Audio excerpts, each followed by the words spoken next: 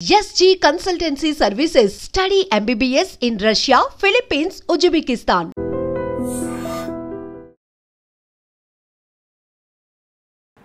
Welcome to I dream. నా పేరు Lumbini. Financial ఇండిపెండెన్స్తో పాటు ఫైనాన్షియల్ అవేర్నెస్ కూడా పెరుగుతుంది కంపారిటివ్లీ కదా. సో ఫైనాన్షియల్ ఇండిపెండెన్స్ అంటే మనకు తెలుసు, మరి అవేర్నెస్ ఏంటి అంటే మనకు ఎక్కడ ఇన్వెస్ట్ చేయాలి, ఎప్పుడు ఇన్వెస్ట్ చేయాలి, ఇలాంటి బేసిక్ డౌట్స్ మీకు ఉంటాయి, నాకు ఉంటాయి కదా. సో ఇవన్నీ క్లారిఫై చేయడానికి మనతో పాటు AMFI registered mutual fund distributor ఉన్నారనమాట, పిఎస్ చంద్రశేఖర్ సార్. ఆయనతో మాట్లాడి ఇంకా డీటెయిల్స్ అన్ని క్లియర్గా తెలుసుకుందాం. Hello sir, how you? Hi అండి, how are you? I'm fine అండి. సార్, చాలా ఫ్యాక్టర్స్ వల్ల మార్కెట్ క్రాష్ అవుతుంది అని అంటూ ఉంటారు కదా. సో మార్కెట్ క్రాష్ అయ్యే ఆ టైంలో లంసమ్ అమౌంట్ ఇన్వెస్ట్ చేయాలి అనుకుంటే బెనిఫిషియలా, లేదంటే మనకి ఏదన్నా బ్యాక్ ఫైర్ అయ్యే ఛాన్సెస్ ఎక్కువ ఉంటాయా? లుంబిని గారు, మంచి క్వశ్చన్ అండి. నేను మిమ్మల్ని అడుగుతాను మేడం, మీ దగ్గర ఇప్పుడు ₹1 కోటి లేకపోతే 50 లక్షలు ఉంది మేడం. ఇప్పుడు మార్కెట్ పడుతుంది అంటే ఇవాళ పెరిగింది అనుకోండి, సీజ్ ఫైర్ అయింది కాబట్టి, వార్ సీజ్ ఫైర్ అయింది కాబట్టి మార్కెట్ పెరిగింది, లేకపోతే మార్కెట్ క్రాష్ అయ్యే ఛాన్సెస్ చాలా ఉన్నాయి. మీ దగ్గర 50 లక్షలు ఉన్నాయి, మీరు ఇన్వెస్ట్ చేస్తారా మార్కెట్ పడే మార్కెట్లో? చెప్పండి. జనరల్గా ఉండడమే కష్టం 50 లక్షలు, బట్ డెఫినెట్లీ అంత రిస్క్ తీసుకోలేము కదా. సో జనరల్గా ఏంటంటే మేడం, ఈరోజు మనం ఒక మార్కెట్ పడేటప్పుడు లంసమ్ ఇన్వెస్ట్మెంట్స్ చేయొచ్చా అనేది దాని మీద మాట్లాడదాము. దానివల్ల బెనిఫిట్స్ ఏంటి, రిస్క్లు ఏంటి అనేది మాట్లాడదాం.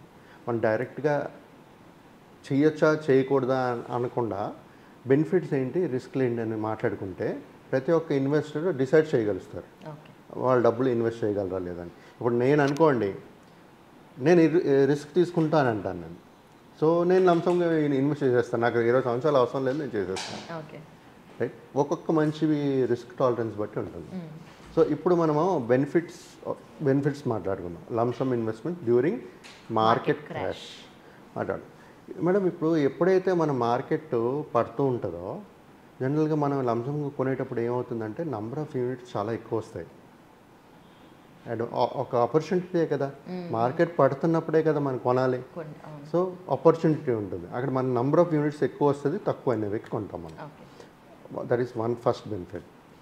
రెండోది మేడం, ఎప్పుడైతే మనం ఈ నంబర్ ఆఫ్ యూనిట్స్ ఎక్కువ కొంటామో మనం కాస్ట్ యావరేజింగ్ చేస్తూ ఉంటాం. అంటే మార్కెట్ రిటర్న్ మళ్ళీ రికవర్ అయ్యేటప్పుడు మనకి బెటర్ రిటర్న్స్ అనేది వస్తుంటుంది. This is second. తర్వాత ఎప్పుడైతే ఈ మార్కెట్ క్రాష్ ఉంటుందో మనం ఇమ్మీడియట్గా మార్కెట్ ఎక్స్పోజర్ తీసుకోగలుగుతున్నాం మనం. అవునా కదా? అంటే మనకు ఆపర్చునిటీ ఉన్నప్పుడు మన మార్కెట్ ఎక్స్పోజర్, మన డబ్బులు ఉన్నప్పుడు ఉంది కాబట్టి కొనేస్తున్నాం. ఎక్స్పోజర్ ఉంది, మనం తీసుకోండి. మన గోల్ 20 సంవత్సరాల తర్వాత ఉండాలి. షార్ట్ టర్మ్ అయితే కరెక్ట్ కాదు. రైట్, ఇప్పుడు ఇది బెనిఫిట్స్ మేడం.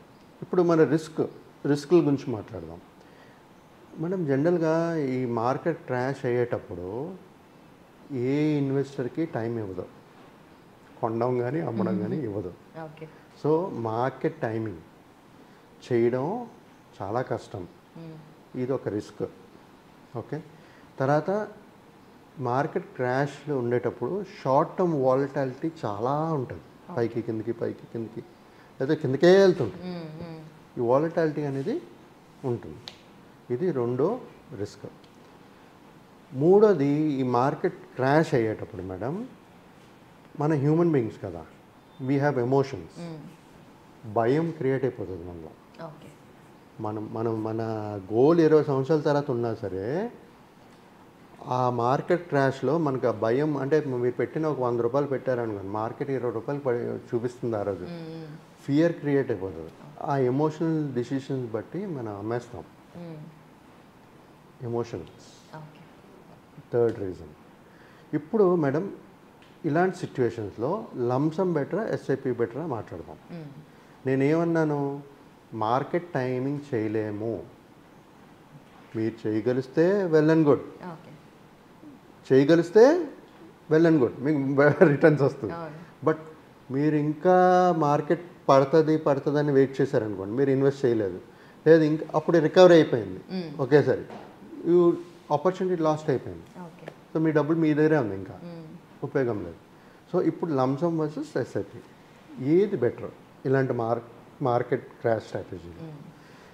లంసమ్గా మేడం ఎప్పుడైనా సరే వేసేటప్పుడు మనకి లంసంగా ఎప్పుడైనా మార్కెట్ క్రాష్ లేదనుకోండి, లంసంగా పెట్టేటప్పుడు మనకి ఇమ్మీడియట్గా మనకి రిటర్న్స్ అనేది జనరేట్ అవుతుంటుంది, right? So in a longer period మనకి లంసమ్ ఎప్పుడూ బెటర్ రిటర్న్స్ ఇస్తుంది ఎస్ఐపి కంటే.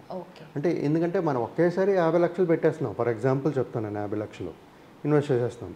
అదే 50 లక్షలు మనం క్రియేట్ చేయడానికి ఎస్ఐపి రూపంగా కట్టుకుంటే వెళ్ళామని అనుకోండి, అంటే మనం ఏం చేస్తున్నాం యాక్చువల్గా, మనం ఇనిషియల్ ఇయర్స్లో మనం అమౌంట్ని కూడబెడుతున్నాం, రైట్? ఆ 50 లక్షలు కూడబెడుతున్నాం, అంటే అది మంత్లీ కడుతూ, సో మనకి రిటర్న్స్ అనేది తక్కువే ఉంటుంది కదా. 50 లక్షలు ఒకేసారి పెట్టినప్పుడు రిటర్న్స్ ఎక్కువ ఉంటుంది కదా, రైట్? మీకు అర్థమైందా మేడం నేను చెప్పింది? మనం కొంచెంగా పెడితే అది లంసం అవ్వడానికి చాలా టైం పడుతుంది. 50 లక్షలు అవ్వడానికి టైం పడుతుంది. సో ఇక్కడ ఏంటి, 50 లక్షలు పెట్టేస్తున్నా మనకు మంచి రిటర్న్స్ వస్తాయి, ప్రొవైడెడ్ మార్కెట్ క్రాష్ లేనప్పుడు. మంచి సిచ్యువేషన్స్ మీరు ఫీజిబిలిటీ ఉంది మనకి, ఇంకా ముందు పెరుగుతుంది అనుకున్నప్పుడు పెట్టుకోవాలి లంసంగా. ఇప్పుడు ఇంకో స్ట్రాటజీ చెప్తాను. ఒకవేళ మార్కెట్ క్రాష్ అయిపోతుంది, ఎస్ఐపి ఎలాగో ఉంది, సిస్టమేటిక్ ఇన్వెస్ట్మెంట్ ప్లాన్ పరంగా ఇన్వెస్ట్ చేసుకుంటూ వెళ్ళండి. లాంగ్ టర్మ్ అయితే అసలు ప్రాబ్లమే లేదు. ఎప్పుడైనా మార్కెట్ క్రాష్ అయితే ఒక 6 to 1 year వరకు ఆ వాలటైల్ మార్కెట్ ఉంటుంది. మళ్ళీ రికవరీ ఫేజ్ ఒక 2 to 3 years, 1 to 3 yearsలో మళ్ళీ రికవరీ ఫేజ్ అనేది వచ్చేస్తుంది. ఇంతవరకు హిస్టారికల్ డేటా చూసుకుంటే ఇలాగే జరుగుతుంది. 1 year పడ్డం, నెక్స్ట్ 2 yearsలో మళ్ళీ రికవరీ జరుగుతుంది. సో ఇలాన్నప్పుడు లంసమ్ మనం మాట్లాడుకున్నాం, రైట్? ఈ రిస్కులు బట్టి ఇన్వెస్టర్ డిసైడ్ అవ్వని లంసమ్గా తీసుకుంటారా లేకపోతే టైమింగ్ చేసి ఇన్వెస్ట్ చేస్తారా అని. ఇంకోటి ఏంటంటే స్ట్రాటజీ, 50 లక్షలు ఉంది, మనం డెప్ట్ ఫండ్లో పెడదాం. డెప్ట్ ఫండ్లో పెట్టి, ఇందాక చెప్పాను కదా, ఎస్టీపీ, సిస్టమేటిక్ ట్రాన్స్ఫర్ ప్లాన్, అంటే క్రమబద్ధంగా ఏదైతే మనకు వాలటాలిటీ ఉండదో డెప్ట్ ఫండ్ మార్కెట్ రిలేటెడ్ కాబట్టి సేఫ్ కాబట్టి డెప్ట్ ఫండ్లో పెట్టి ఈక్విటీ మ్యూచువల్ ఫండ్కి మార్చుకోవాలి. క్రమబద్ధంగా అదే మన డబ్బులు చేసుకోవాలి. This is another strategy similar to SIP. కాకపోతే ఇక్కడ డెప్ట్ ఫండ్లో పార్క్ చేస్తున్నాం. డెప్ట్ ఫండ్లో పార్క్ చేసేటప్పుడు ఏంటంటే మనకు 6 to 7-8% రిటర్న్స్ వస్తాయి. ఆ ఎస్టీపీ కూడా ట్రాన్స్ఫర్ చేస్తాం కదా, కొంత అమౌంట్ ఈక్విటీకి చేస్తాం. అంటే మనం రిస్క్ తగ్గించుకుంటూ డెప్ట్ నుంచి ఈక్విటీకి పెడుతున్నాం. సో ప్రతి ఒక్కరు నేను చెప్పేది ఏంటంటే, ఇలాంటి మార్కెట్ క్రాష్లో ఇలాంటి స్ట్రాటజీస్ వాడుకుంటూ ఇన్వెస్ట్మెంట్స్ అనేది చేసుకోవాలి.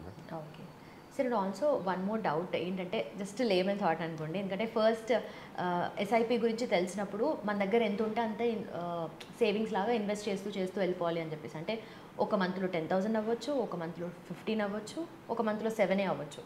అట్లా చేసుకుంటూ పోతే ఎలాంటి ఎఫెక్ట్స్ ఉంటాయి? ఇప్పుడు చూడండి, ఎస్ఐపి అంటే ఒక ఫిక్స్డ్ అమౌంట్. ఎస్ఐపి ఇనిషియేట్ చేయాలంటే ప్రతి నెల ఒక క్రమబద్ధంగా ఒకే అమౌంట్, ఫిక్స్డ్ అమౌంట్ ఇన్వెస్ట్ చేయడం. సో మీరు ప్రతి నెల వేరే ఫిగర్స్ అన్నారనుకోండి, ఒక నెల 10,000, ఒక నెల 20,000, ఒక నెల 5,000, అలా ఎస్ఐపి చేయలేము, ఆర్ ఎస్టీపీ కూడా చేయలేము. అలాంటప్పుడు ఏం చేయాలంటే ఒక 3 నెలలు 6 నెలలు కూడబెట్టి దాన్ని ఒక ఎస్ఐపి ఏదైతే నడుస్తుందో దాంట్లో మీరు లంసంగా యాడ్ చేసుకోండి. 10,000 సిప్ స్టార్ట్ చేశారు. సే ఫర్ ఎగ్జాంపుల్ మీకు నెక్స్ట్ మంత్ ఒక 20,000 ఉంది మీ దగ్గర. సో నెక్స్ట్ మంత్ 10,000 సిప్ కింద కట్ అవుతుంది. ఆ 20,000 ఏం చేస్తారంటే లంసంగా ఇన్వెస్ట్ చేసుకోవాలి. Every time when ever you have the money, extra money, అది లంసమ్ కింద యాడ్ చేసుకోవాలి. ఎక్కువ డబ్బులు ఉన్నాయనుకోండి, ఫర్ ఎగ్జాంపుల్ 10 లక్షలు ఉన్నాయనుకోండి, దాన్ని కూడా మనం ఈ డెప్ట్ ఫండ్లో పెట్టుకుని ఎస్టీపీ చేసుకోవచ్చు, లేదంటే ఎస్ఐపి చేసుకోవచ్చు. డెప్ట్ ఫండ్లో ఎందుకు పెట్టమంటున్నాం అంటే అక్కడే 6-7% వస్తుంది కదా. ఒక 11-12 months షార్ట్ డ్యూరేషన్, లో డ్యూరేషన్, షార్ట్ డ్యూరేషన్ ఫండ్లో పెట్టుకున్నాం అనుకోండి, 6 to 7% వస్తుంది కదా. అక్కడ దాని మీద రిటర్న్స్ వస్తుంది, సేఫ్ సైడ్, బట్ ఈ రిటర్న్స్ కూడా వస్తున్నాయి ఇక్కడ. ప్లస్ మీరు మీ ఫండ్ని ఈక్విటీకి మారుస్తున్నారు, where will get better returns. So ఈ స్ట్రాటజీస్ వాడుకుని మార్కెట్ క్రాష్లో కూడా ప్రతి ఒక్కరు ప్లాన్ చేయాలి. మార్కెట్ క్రాష్ అంటే మనకు ఆపర్చునిటీ అండి, ప్రతి ఒక్క ఇన్వెస్టర్కి ఆపర్చునిటీ. ఎవరైతే లాంగ్ టర్మ్ ఇన్వెస్టర్ అయితే, షార్ట్ టర్మ్ అయితే కాదు. షార్ట్ టర్మ్ అయితే డెప్ట్ ఫండ్ మార్కెట్ రిలేటెడ్ కాకుండా ఇంకే ఇన్స్ట్రుమెంట్లో అయినా ఇన్వెస్ట్ చేసుకోండి. Okay, thank you sir. So చూసారు కదా, take away is market timing.